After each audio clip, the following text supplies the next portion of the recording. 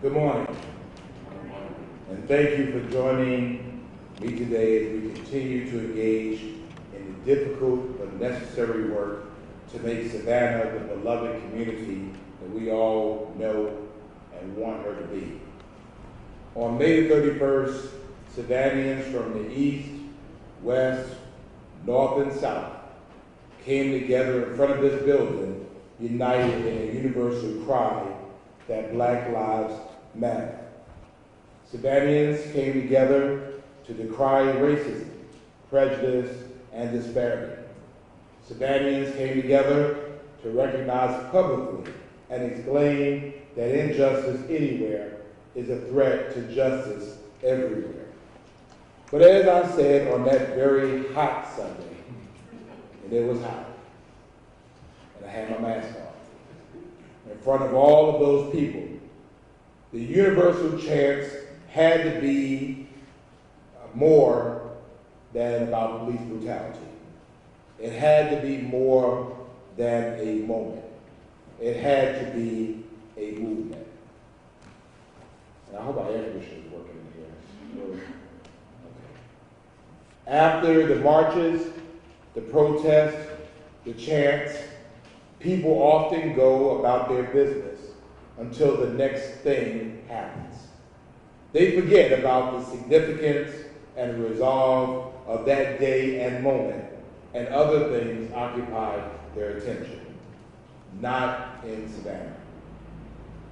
On July 1st, I announced the Savannah Cares Task Force, which will specifically investigate the use of force policies within the Savannah Police Department and officers' interactions with citizens. This task force has already begun its work and will be finished in the fall.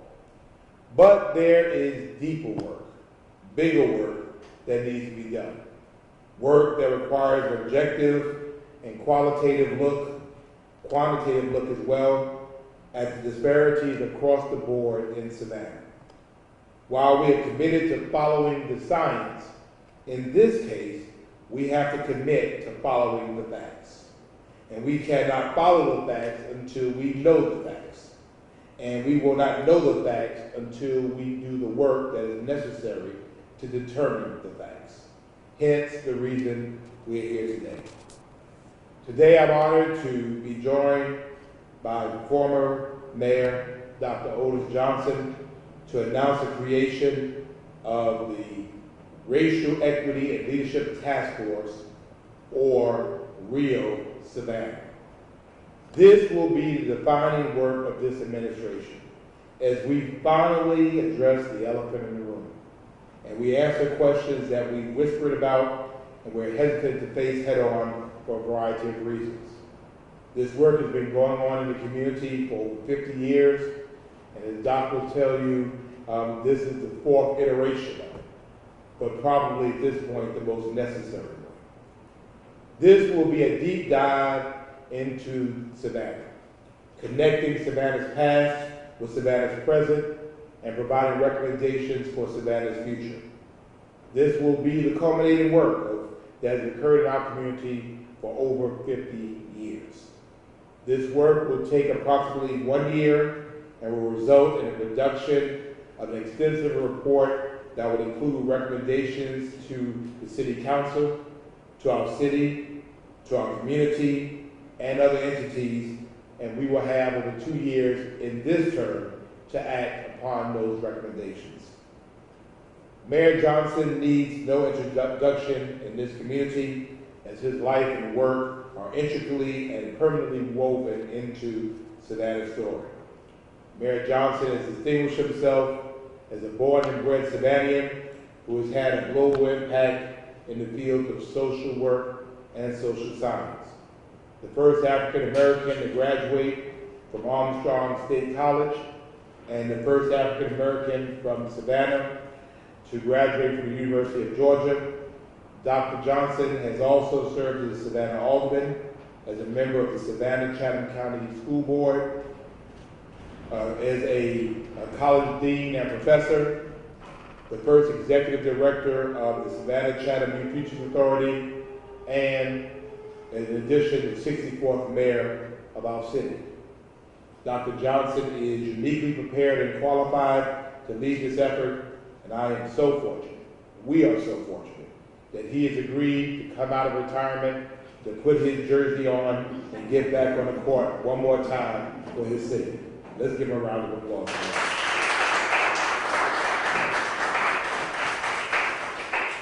I will now introduce the all-star members of Real Savannah, who represent all segments of our community, because this work involves all segments of our community. They were specifically and carefully chosen based on their personal and professional qualifications, which we believe will be an asset to this work. They are names of people that are not only well known in this community, but who are also individually and active and continuously engaged in making Savannah a safe, environmentally healthy, and economically thriving community for all of its citizens. And in this case, all means all. So when I call your names, if you're here, please, I want you to pan over, because with all of this going on, we are so happy that these individuals, these professionals, these Savannians stepped up to the plate and will help guide this work for our community. So please stand if you are here. Some folks could not be here, and we certainly recognize and understand that. Dr. Ann Ledet from the Board of Education, representing our schools district. Earlene Wesley Davis, representing the Housing Authority of Savannah. President Kimberly Ballard Washington, representing Savannah State University. Dr. Catherine Gale, representing Savannah State University. Kate Blair, representing the Court-Appointed Special Advocates Program. Melanie Wilson, that represents the MPC. Dr. Nandy Marshall, representing Georgia Southern University.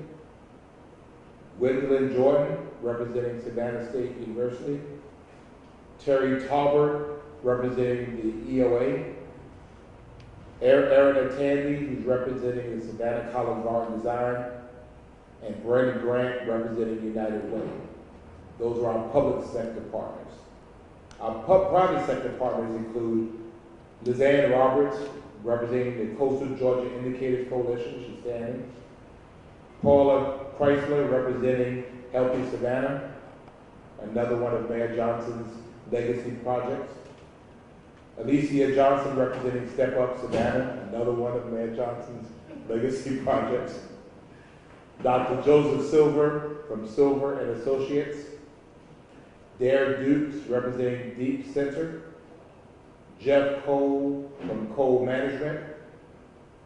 Adam Solander, representing the Jewish Educational Alliance. Julia Sullivan, representing Georgia Legal Services. Robert James, representing Carver State Bank. Adam Van Brimmer, representing Savannah Morning News. And from our community sector, intentionally larger than the public and the private sectors. Elder Ned Williams, Amanda Hollowell, Ronald Flagg, thank you, sir, Richard Shinholster, Cynthia Kennedy, Lloyd Johnston, Justin West, Moncello Stewart, Lillian Grant Baptiste, Tara Pola, knew they had a cool mask on. Kennedy White is one of our youth representatives. Anton Evans, Daniela Rodriguez, Sarah Hines, the Reverend Billy Hester,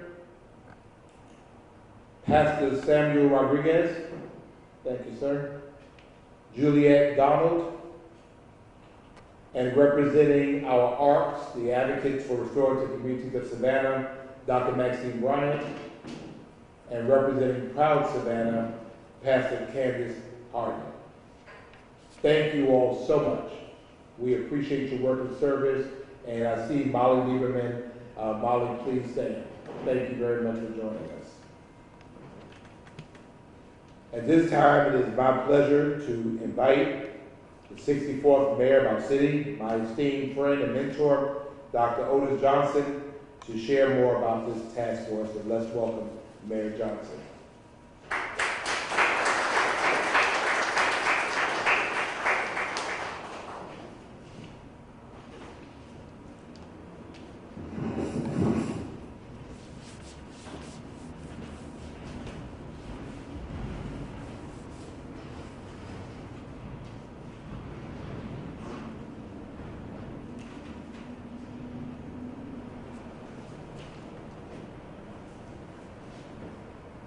Good morning.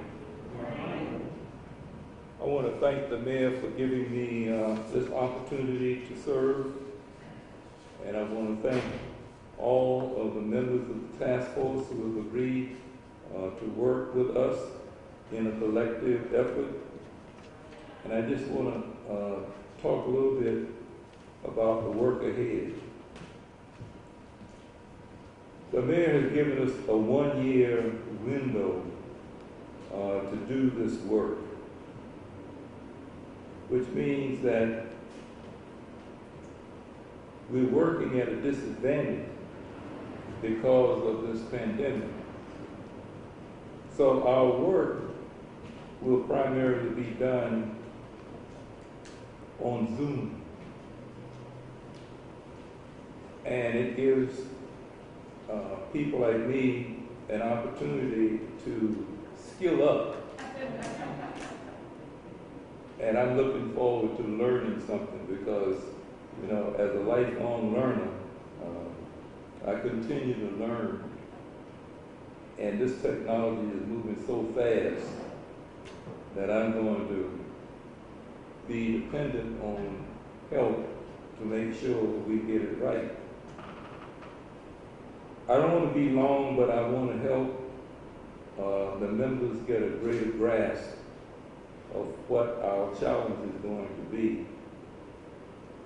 First of all, we are going to do as much work to build consensus as possible. That is extremely important. And that's why the task force has been organized around three sectors of our community. The public sector is where public policy is made. It is where the decisions that affect all Savannahans are made in the public sector. But the private sector also has a role because you have the philanthropic sector within the private sector, and you have the business sector. And then you have the private NGOs that are a part of that sector. And they're extremely important to the health and well-being of our community. And we wanted to heavily weigh the community sector because if you are talking about citizens, you want the people who are most impacted to be involved in whatever decision making is going to occur. So there are more members of this task force from the community sector compared to the private and the public sector. We have selected a term, racial equity. I expect that we will get some pushback on that, but I think it's the appropriate term. And we said that we intend to apply a racial equity lens to our work. So what does that mean? It means looking at critical sectors of our community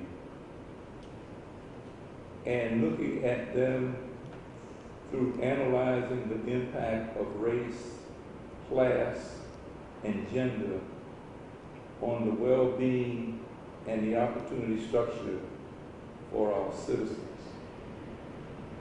And if you really want to see how things measure up across sectors, apply race, gender, and class to an analysis.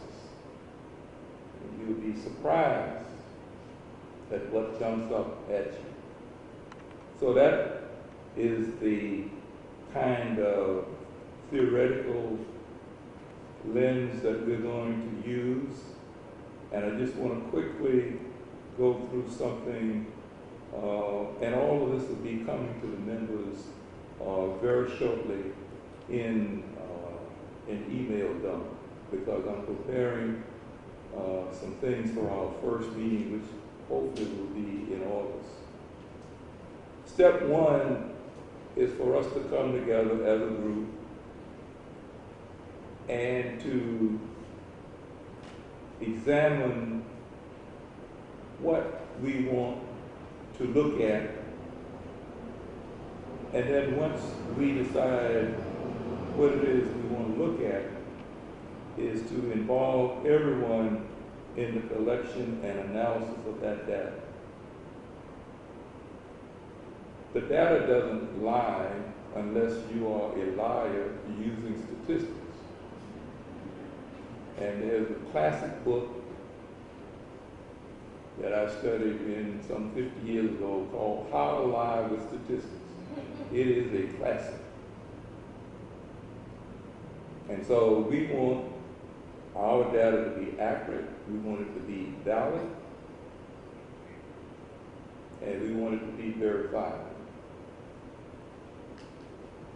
And so most of our time will be wrestling with the data we collect around the topics that we identify as being important. Then the next thing in step 3 would be to look at the benefit or the burden that is being placed on our citizens as a result of what we find.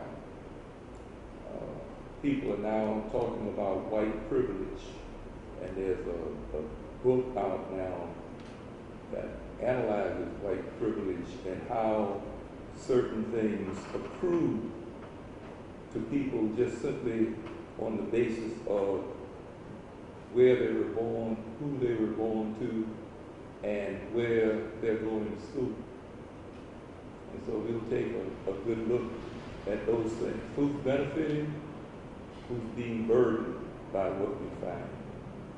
And then the fourth step will be to look at how do we advance opportunities for everybody and minimize harm. We want to build, as the mayor said, as close as possible, the beloved community. And in the beloved community, everyone is treated fairly and with respect, and everyone has maximum opportunity to reach their potential. And so, in my mind, and in my commitment to this work, that's the ideal state of affairs that we hope to be moving for.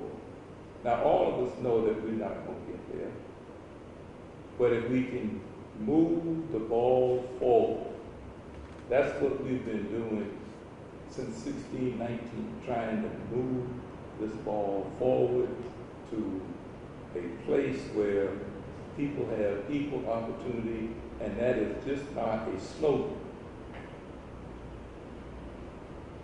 Then we're then going to look at how do we begin holding ourselves and our community accountable for moving this ball forward to a more equitable place. and then we'll be ready to give our report to the community.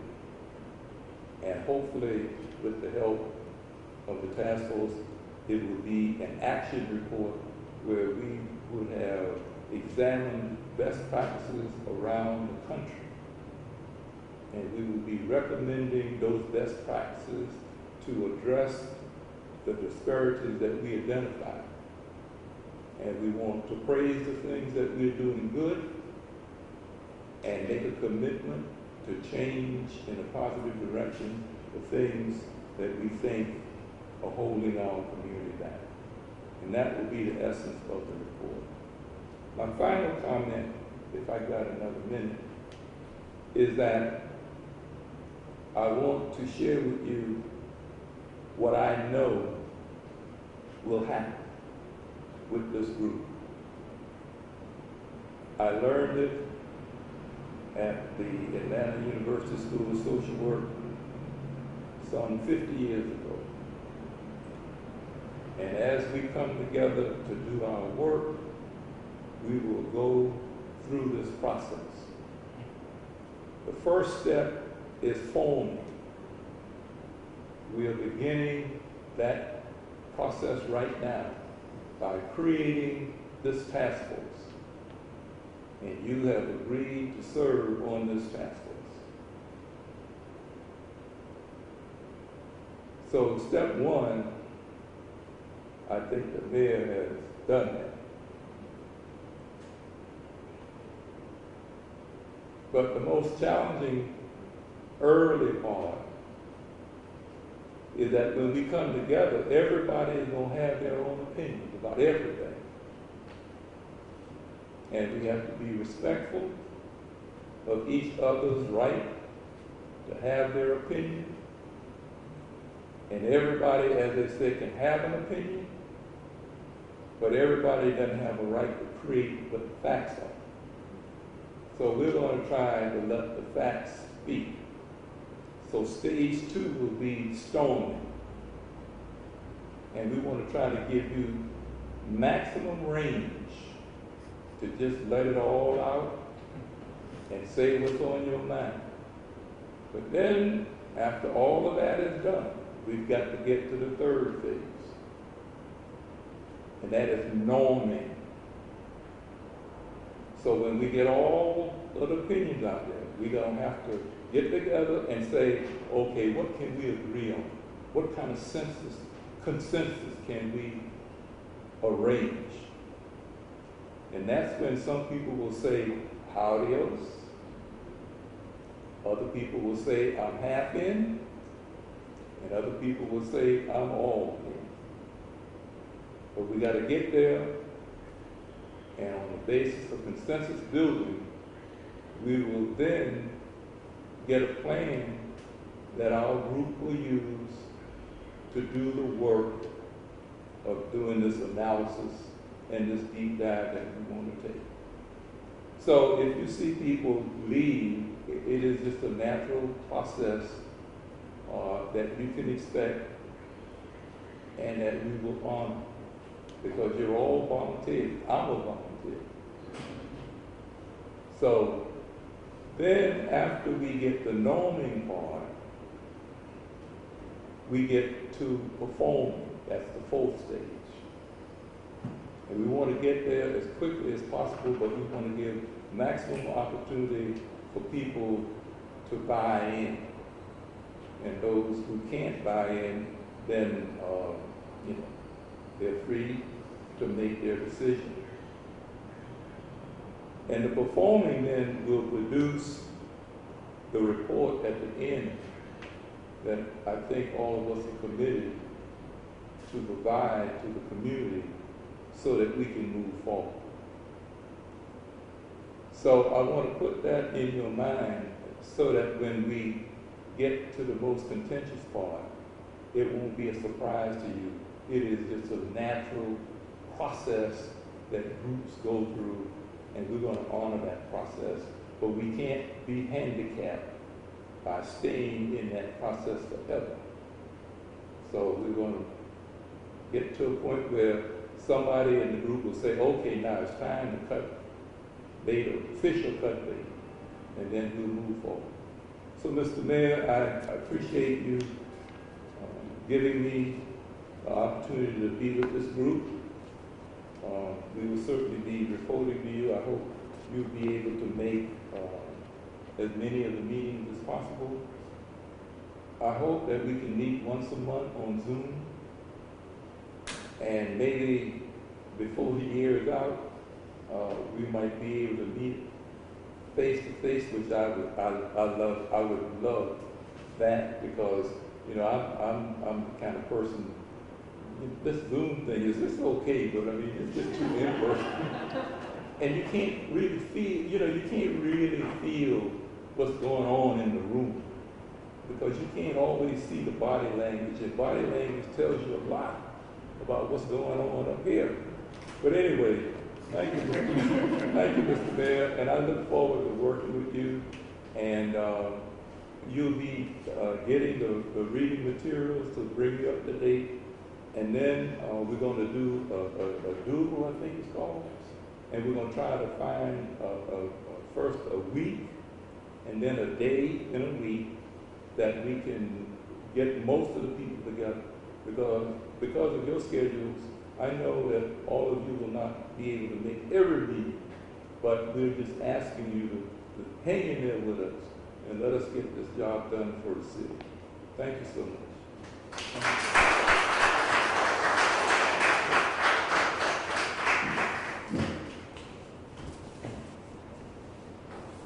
Thank you, Dr. Johnson. I would be remiss if I did not introduce someone who's trying to sneak out the room right now. Ms. Daphne Williams, if you wave your hand. Daphne Williams is a valued member of Team Savannah, one of our very best shining stars. Beyond being real smart, she's a CPA. She will be helping and guiding the work with Dr. Johnson and helping us. Let's give her a round of applause.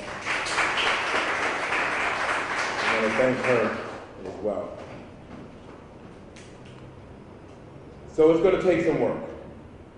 It's going to require us to have some courageous conversations. But now is the time, and I believe Savannah is up to the task.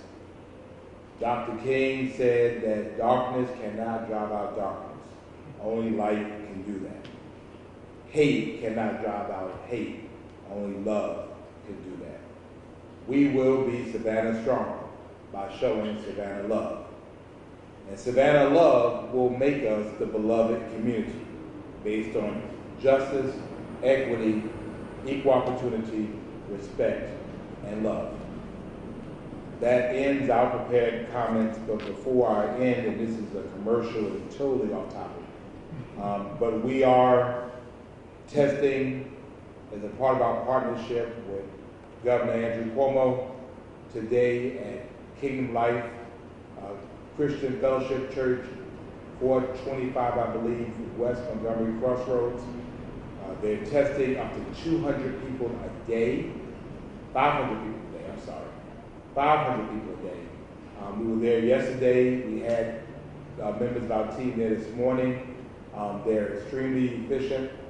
And again, our goal is to get people tested. We know the way to get in front of COVID-19 is to be able to test, to be able to trace, to be able to isolate.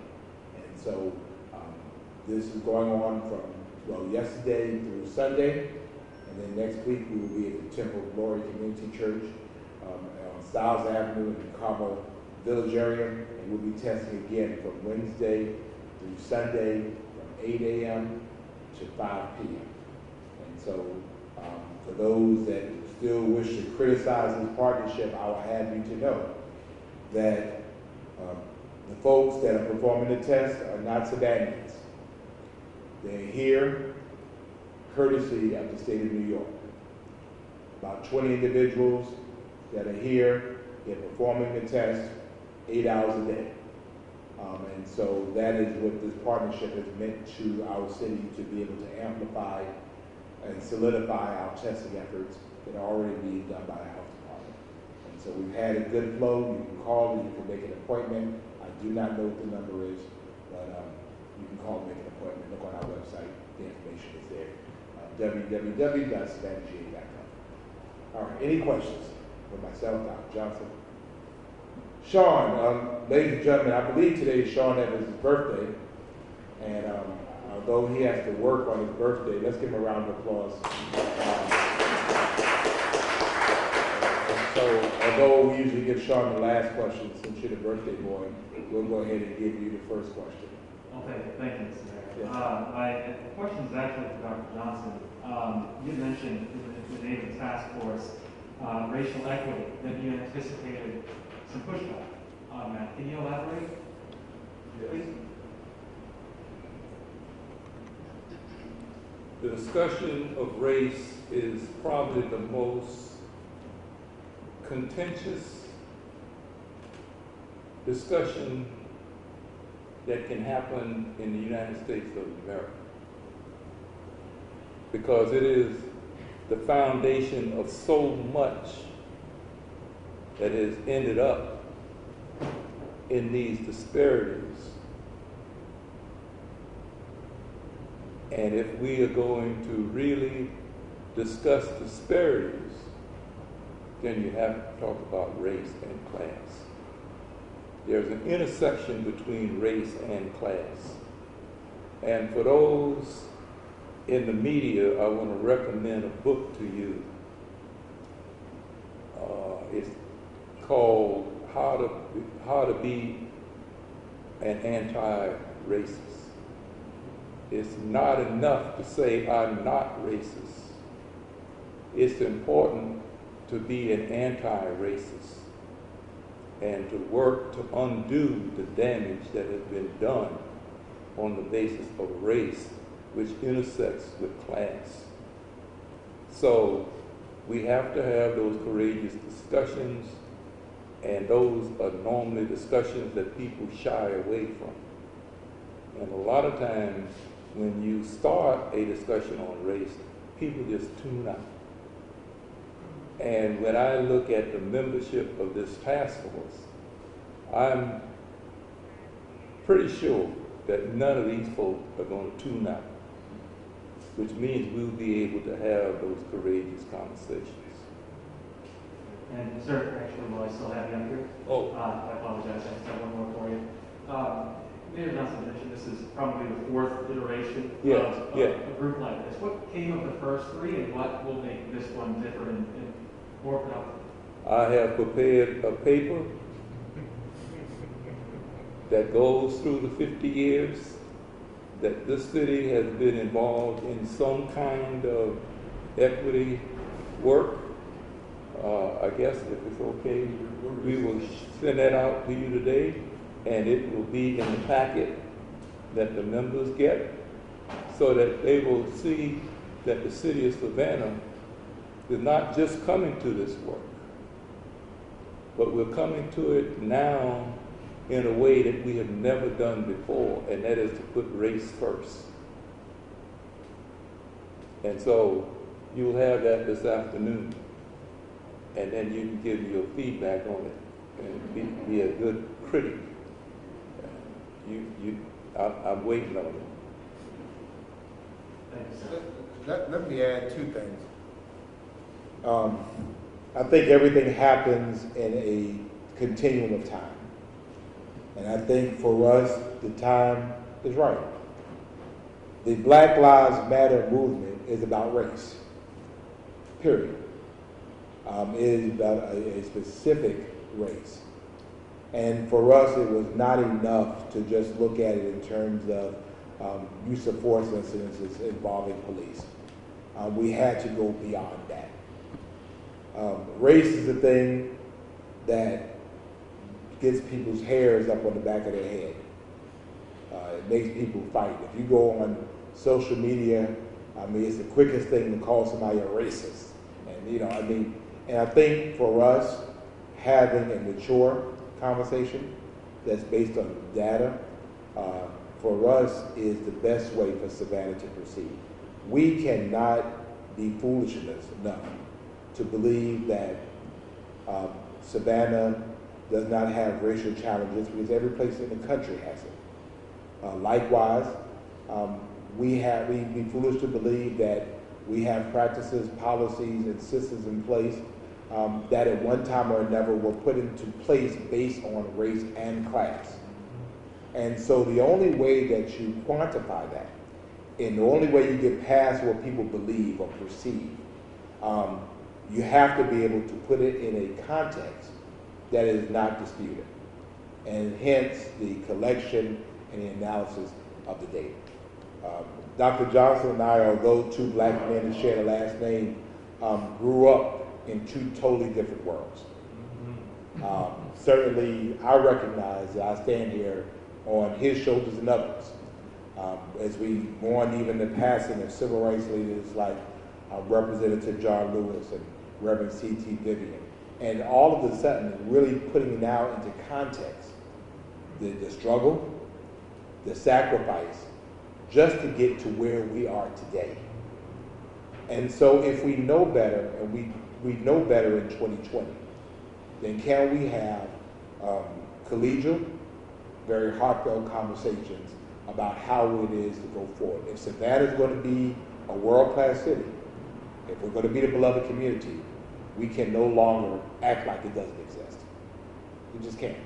And so this will be, as I said before, a definitive work for the time that we have to push the ball forward to that next generation. And I want history to look upon us to say that we did this issue justice. And we're passing on a report to be able to say the work that this committee has done. So I think that's why it's really so important. I think that Savannah, by and large, is ready for that conversation to begin. And that's why I'm excited about these members of our community who represent so many people who are just saying, you know what, it's 2020. It's time to stop, and we're not going to move on that like race and class is not an issue. We're going to look at it, we're going to acknowledge it, we're going to make recommendations how to make it better, and then we're going to move forward. And that's what I want us to do with our time. I know you can ask all that, but. Hey, Dave. Mr. Mayor, this is for you and also for Dr. Johnson. Y'all both can kind of answer this. And you kind of which Johnson? Johnson or Johnson? Both. Both. This is for y'all. Which man Johnson? I said doctor. Well, I'm not a doctor, no, sir. No, sir. I got you. It kind of piggybacks off that last point that you just made. Where do you think Savannah has advanced as far as racial relations and stuff to kind of get to this point where you have a confidence level that maybe Savannah is willing to address this, in this manner that you guys are doing? Well, I think we've done it in so many ways. I think, although I think we have a long way to go, I think Savannah has made wonderful progress to the point that in the last 20 some odd years, we have had now, I'm the fourth African American mayor of the city. We've had since then 2 female mayors. I think that's important. When you look at around our community, folks are being elected into public office. Further, the city of Savannah elected its first openly gay member. Today at City Council, we'll be discussing revisions and updates to our anti-discrimination ordinance. I mean, I think, again, the appetite is there for people to recognize, you know what, in the end, we recognize that the good of the whole is more important than the good of the one. And so I think when you looked on the 31st of May and you looked at all of those people out there, it wasn't just black folks there. And it wasn't just poor folks out there. There were business folks out there, there was clergy out there were people from all sectors of the community. And at that time, I think Dr. Johnson and I were talking downstairs before we walked out to Johnson Square. And we agreed that, now was the time. It showed us that people wanted the appetite, that we wanted, that they knew Savannah could do better, Savannah could be better. Our young people are growing up in those ways. And so I think all the stars have aligned. And the community was crying out, and for us, we did not want to just make it a hot Sunday when people came out and said Black Lives Matter. We wanted to be able to really put the work in, to really address where we are in this community. And I think, again, Savannah is ready for it. Now.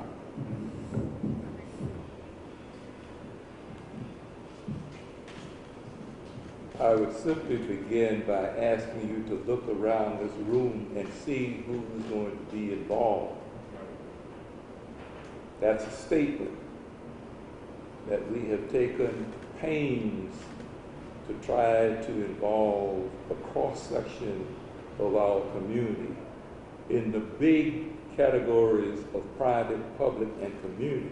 But within those sectors, we've taken great pains to try to represent certain subgroupings to make sure that we have covered the waterfront in terms of people that we believe can come to this conversation in a positive way.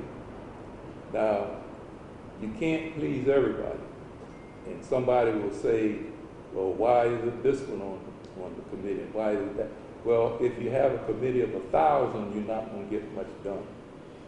So we limited it down to around 40, and we're going to do the best we can to accommodate each other to get the work done.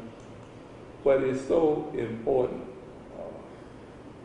that this equity work, and that's why you need my paper, this equity work actually began with the election of John Rusakis in 1971. And since that work started, it was a political coup. Black people said, if we support you, John Rusakis, we want you to deal with the facts that we have more than 50 miles of unpaved streets, that we don't have sufficient playgrounds, sufficient street lightings, sidewalks, and all of the other things that existed in the white community. And we gave him our support because he made that pledge, and we were off and running. And so for the past 50 years that I chronicled it in that paper, we've been marching down this road, not at a gallop, but at a steady pace, trying to move things forward. And each administration since then has taken on housing or equal employment or creating entities to deal with health disparities or poverty. But when you read that paper, you'll see that quietly, in some instances and not so quietly in others, we've been on this road. But now this is going to be the most controversial part of that journey, because we're going to now face the issue of race and class straight up. And that's why I made the statement that I can anticipate without a doubt some pushback on why do you want to raise up all of these issues and just make people mad, because we're supposed to be in a post-racial society because we elected Obama. That's a bunch of stuff.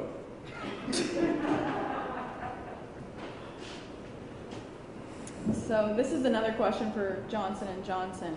I wish we had some stock in Johnson. So early on you talked about these early stages of this, this process being, hard, being contentious. As you get past that, what do you anticipate, with both of you having, a lot of experience watching Savannah grow, what do you anticipate to be, the next largest challenge, especially with this impacting housing, healthcare, the police force, everything? What do you anticipate to be the next largest challenge after you get past the contention? Well, I think for me, we have a city council that currently has an ambitious agenda that is based on affordable housing and some of those things. So again, I think the stars are aligned. We have a council that I believe will receive the recommendations. And again, I think the work that we're doing is really working in lockstep with each other. So I think that's the good part on our end of it. We have a council that will support this work.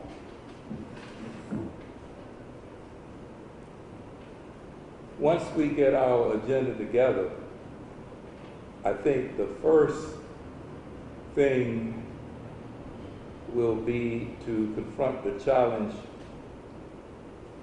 of people who will deny what we found.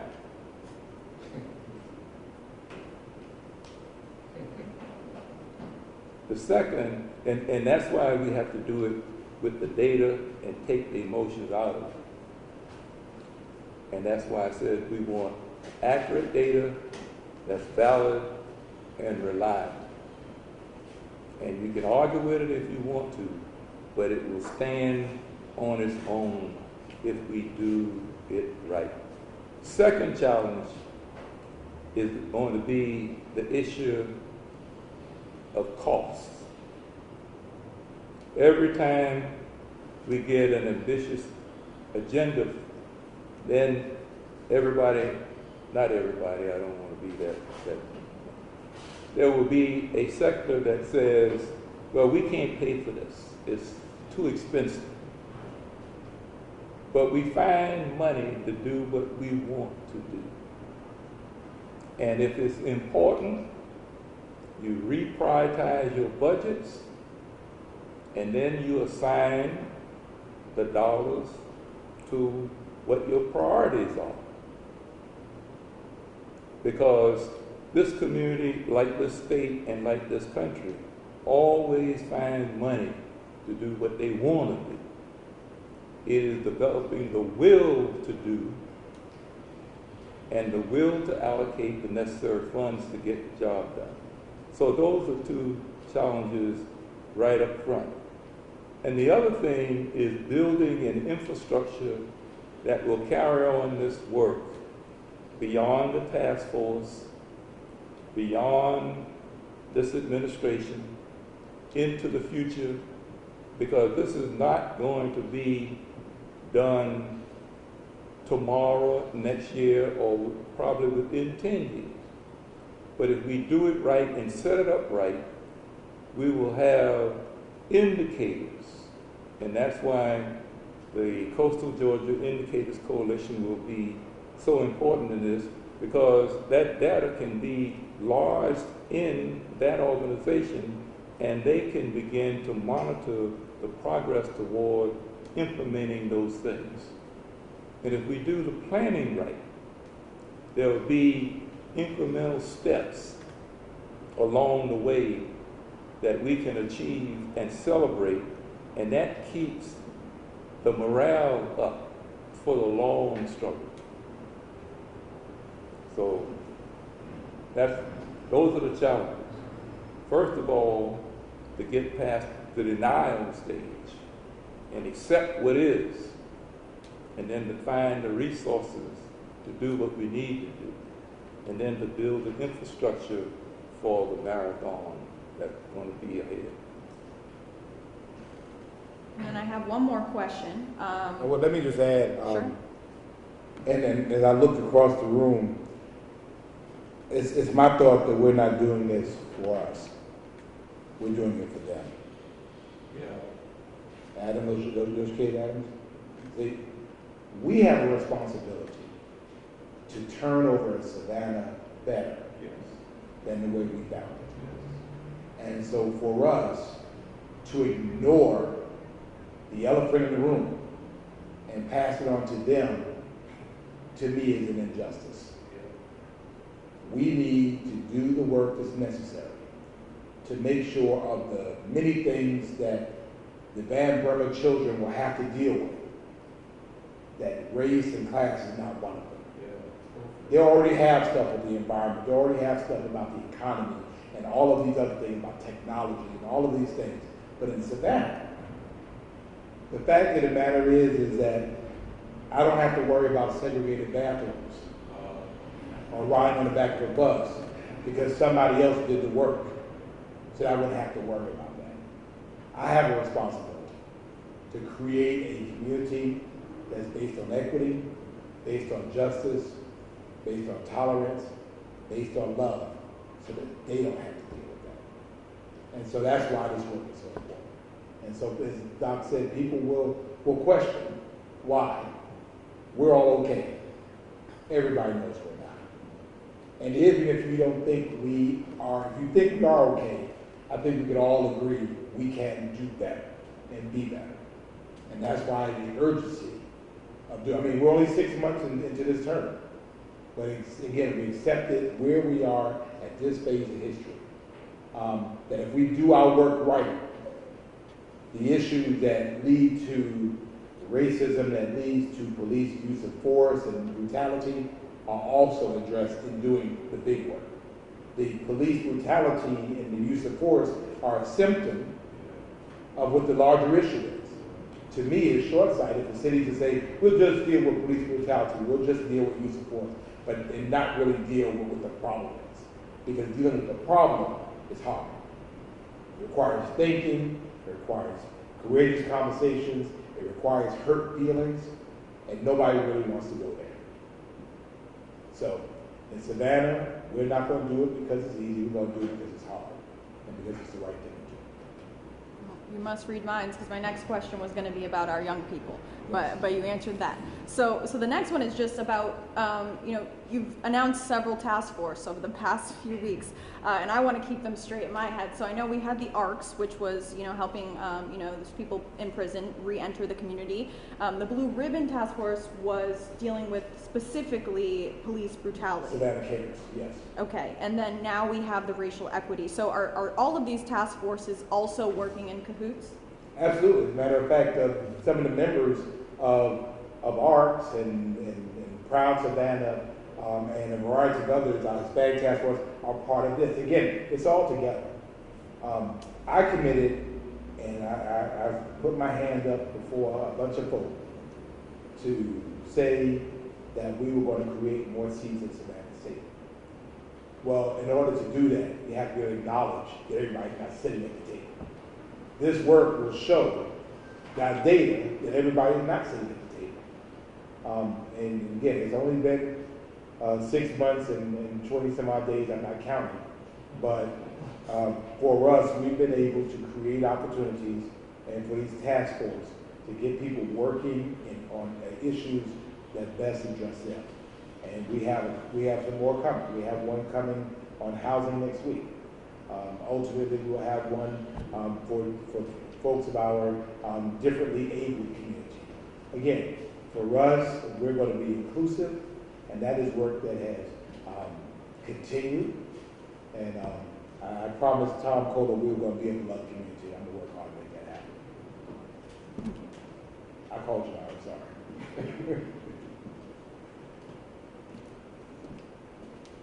Anything else? Okay, go ahead. Well, you brought up the testing. Well, it depends if it's hard. It's a very quick question. You brought up the testing sites, which I did want to ask. How quickly are people getting results back when they get tested at these new sites? I am not sure. It's 2 days. Awesome. Thank you. Thank you. Again, and I'll just say, since you all are here, again, people have, and the funny part about it, people have been very, very critical of Governor Cuomo coming here. I think it's really unfortunate. At the end of the day, we received 165,000 pieces of PPE.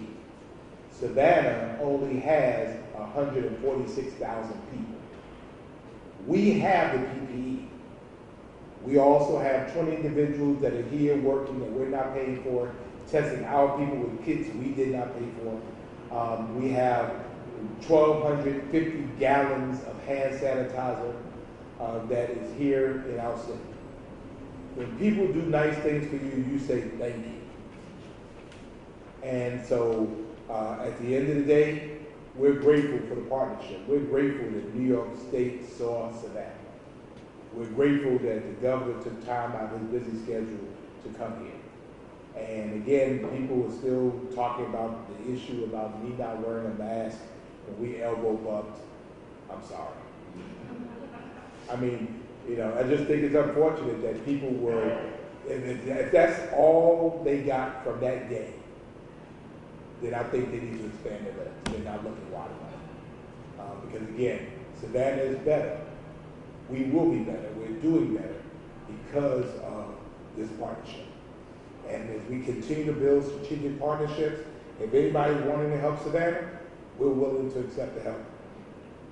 Because that's what we do. And anything, and as I said before, I'm absolutely committed that Savannah will get to the point where we will see COVID-19 in our rearview mirror. I'm committed to doing everything I can to make sure Savannahans stay safe. And whatever it takes to do that, we're going to do that. And people will want to criticize, they can continue to do that, that's fine. But the reality is at least they'll be healthy enough to criticize. Anything else? Well, again, thank you so much to our task force members. We have to figure out a way. I want to take a picture with our task force. Okay, we already got that. Thank our public information office. They are absolute superstars. We've done more of these press briefings in 6 months than we've probably done over the last 4 years. But we thank them for continuing to stand up to the challenge. As I always say, may God bless you, and may God continue to bless the city of Savannah. Thank you, Mayor Johnson. Ma'am, thank you. Thank you.